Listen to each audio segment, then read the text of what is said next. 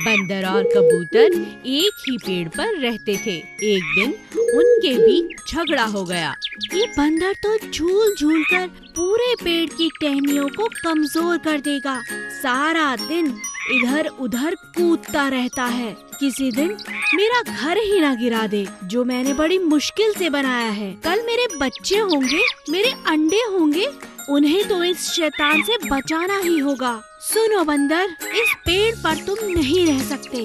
क्यों? क्यों नहीं रह सकता? इस पेड़ पर जितना तुम्हारा अधिकार है उतना ही मेरा भी है, समझे? मगर तुम ये सारा दिन उछल कूद करते रहते हो। तुम्हारी ये आदत से मैं बहुत परेशान हूँ। तुम भी तो सारा दिन आवाज निकालते रहते हो। मैं भी परेशान हूँ। तुम भी क्यों नहीं चले जाते पेड़ छोड़कर? दोनों आपस में झगड़ने लगे। उनका झगड़ा सुनकर वहाँ भालू आ गया। अरे इतनी जोर जोर से क्यों लड़ रहे हो तुम दोनों? बंदर ने पूरी बात भालू को बताई। आप ही बताओ भालू भाई, मैं कैसे ये पेड़ छोड़कर कहीं जा सकता हूँ? मेरी क्या गलती है? कबूतर इतना मत डरो, मिलकर रहो। बंदर के कारण ही तुम्हारा पेड़ सुरक्षित है।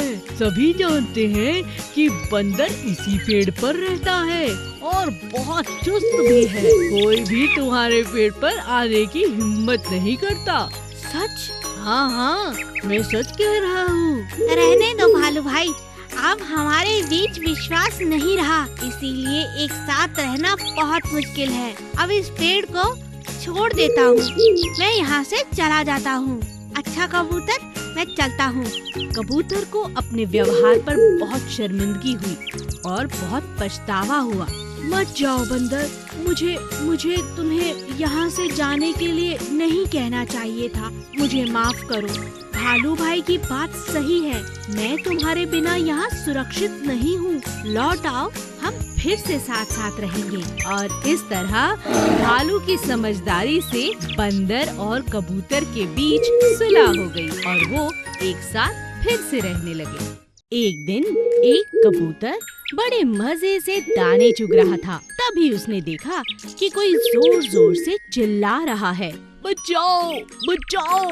ये कौन चिल्ला रहा है? अभी चल कर देखता हूँ। कबूतर उड़ता हुआ सीधा उस आवाज की तरफ जा पहुँचा तो उसने देखा कि ये आवाज एक बंदर की है। अरे भाई बंदर, तुम्हें क्या परेशानी है? तुम इतना क्यों चिल्ला रहे हो? अरे तुमने देखा नहीं, मेरे पैरों को एक शिकारी ने रस्सी से बांध दिया है। मुझे जल्दी खोल दो, नहीं तो वो आ जाएगा और मुझे अपने साथ ले जाएगा। ठीक है, घबराओ मत, अभी खोलता हूँ। कबूतर ने रस्सी खोलने की बहुत कोशिश की मगर रस्सी खुल ही नहीं रही थी। तभी मदारी आया और बोला, चलो कबूतर, तुम भी साथ चलो, तुम भी बड़े काम की चीज हो। बंदर की मदद करते करते अब कबूतर भी फंस चुका था। मदारी दोनों को अपने साथ लेकर चलने लगा। उन्हें जाते हुए एक दूसरी बंदरिया ने देख लिया। चलो उन्हें बचाती हूँ, ये मदारी इन दोनों को अपने साथ ले जाएगा।